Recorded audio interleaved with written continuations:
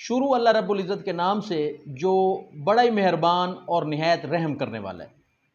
حضور پاک صلی اللہ علیہ وسلم نے فرمایا ہے کہ وراثت کا علم خود بھی سیکھو اور آگے لوگوں کو بھی سکھاؤ۔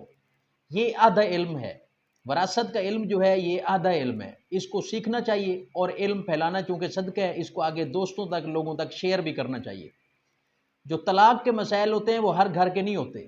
لیکن جو وراثت کے مسائل ہوتے ہیں وہ ہر گھر کے ہوتے ہیں، کیونکہ ہر شخص نے مرنا ہے، ہر شخص نے اپنے رب کی طرف لوٹنا ہے، اور اس کے بعد وہ جتنی جائیداد جتنی بھی اس کی ہوگی وہ وراثت بننی۔ میں ہوں مدثر حسن وینس ایڈوکیٹ، میری آپ سے ریکویسٹ ہے چینل کو سبسکرائب ضرور کر دیا کریں۔ اگر یہ ویڈیو آپ کی نالج میں اضافہ کرتی ہے، دوسروں کے فائدے کے لیے اسے شیئر ضرور کر دیں، ویڈیو کو لائک ضرور کر دیا کریں، اس سے میری حوصلہ افزائی ہوتی ہے۔ وراثت کی تقسیم کا جو طریقہ کار ہے یہ ہر شخص کو معلوم ہونا چاہیے، چاہے وہ عورت ہے چاہے وہ مرد ہے، کیونکہ جو مسلمان ہے اس کو پتہ ہونا چاہیے۔ اب اللہ رب العزت نے سورۃ النساء کی آیت نمبر 11، 12، آیت نمبر 176 میں وراثت کے حصوں کو خود مقرر کر دیا ہے۔ مطلب یہ واحد چیز ہے جس کے حصے اللہ رب العزت نے خود مقرر کیے ہیں۔ اب جتنے بھی فیصلے ہوتے ہیں ہائی کورٹ سے، سپریم کورٹ سے، میں آپ لوگوں تک وہ سپریم کورٹ اور ہائی کورٹ کے فیصلے شیئر کرتا رہتا ہوں۔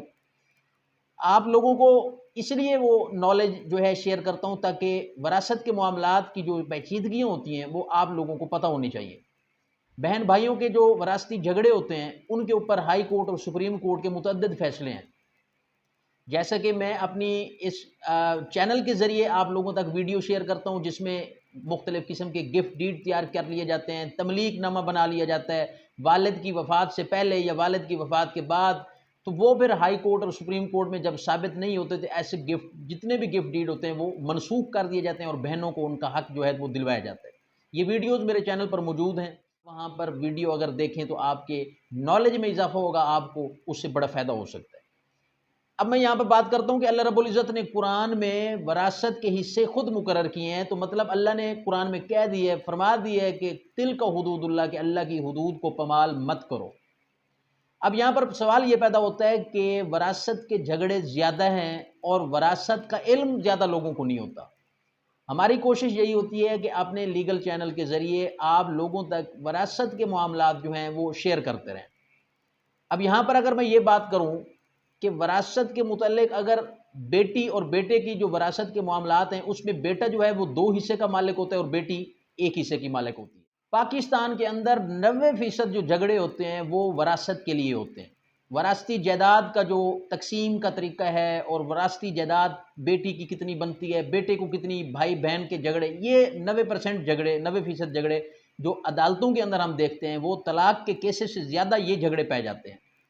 اب یہاں پر اگر دیکھا جائے جیسا کہ وراثت آدھا علم ہے، تو میں سمجھتا ہوں کہ وراثت حقوق العباد کی بات اگر کی جائے تو آدھا حقوق العباد جو ہے وہ صرف وراثت کا معاملہ ہے۔ تو وراثت کے معاملات میں کسی بھی تیسرے غیر شخص کو کبھی بھی ملوث نہ کیا کریں اپنے گھر کے اندر۔ جہاں پر بات آپ کی بہنوں کی ہو وہاں کسی بھی تیسرے شخص سے رائے نہ لیا کریں، صرف عالم دین سے رائے لیں، مفتی سے رائے لیں، جس کو یہ پتہ ہو کہ وراثت بنتی کیسے ہے اور وراثت ہوتی کیا چیز ہے۔ اب یہاں پر آج ہر قسم کے لوگ جو کہ وراثت سے لا علم ہیں، جن کو نہیں پتہ، ان کو خود مطلب کہ وراثت کا علم حاصل کرنا چاہیے، تو وہ لوگوں کو غلط مشورہ دیتے ہیں جس کی وجہ سے لوگ کچہریوں تک آ جاتے ہیں اور پھر وہ بتاتے ہیں کہ ہمیں فلاں شخص نے کہا کہ یہ ایسے نہیں ہوگا ایسے ہوگا، تو اس وجہ سے وہ لڑائی جھگڑا بنتا ہے اور پھر وہ کچہریوں تک آتے ہیں اور ہائی کورٹ اور سپریم کورٹ تک کیس چلتے ہیں۔ اب یہاں پر جو لوگوں کی کنفیوژن ہے، یاد رکھیے گا کہ وراثت ہے وہ صرف زرعی زمین تک محدود نہیں ہے۔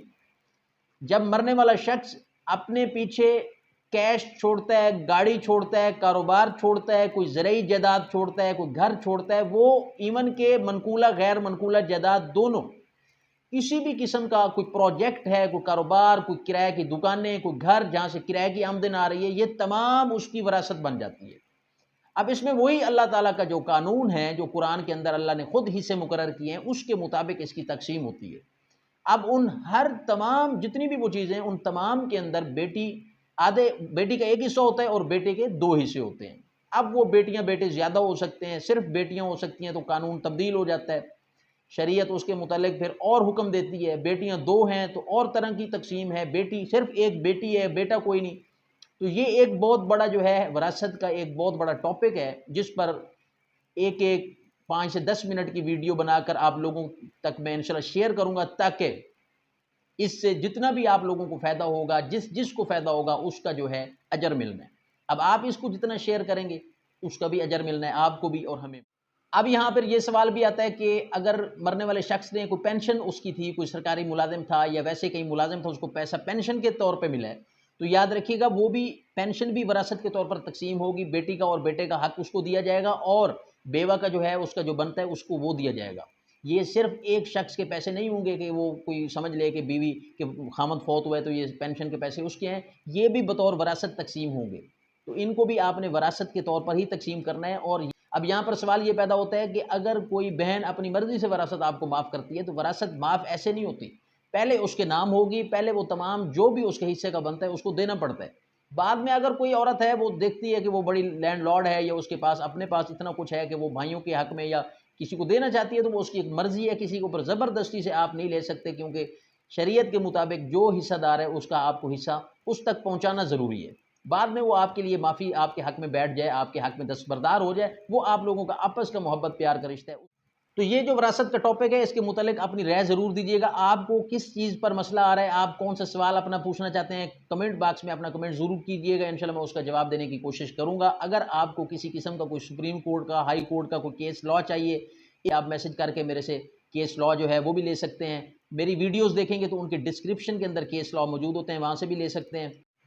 اور آخری بات، درود پاک جو ہے کثرت سے پڑھا کریں، جمعے والے دن زیادہ پڑھا کریں، روز بھی پڑھا کریں، تو یہ ایک بہت بڑا جو ہے ثواب ہے، نیکی کا کام ہے۔